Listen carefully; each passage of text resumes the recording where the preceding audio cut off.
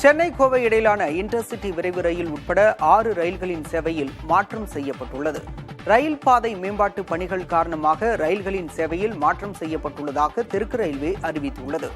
அதன்படி காலை 6:20 மணிக்கு புறப்படும் கோவை சென்னை இன்டர்சிட்டி விரைவு ரயில் வருகிற 23, 25, 28ஆம் தேதிகளில் காட்பாடி வரை மட்டுமே இயக்கப்படும்.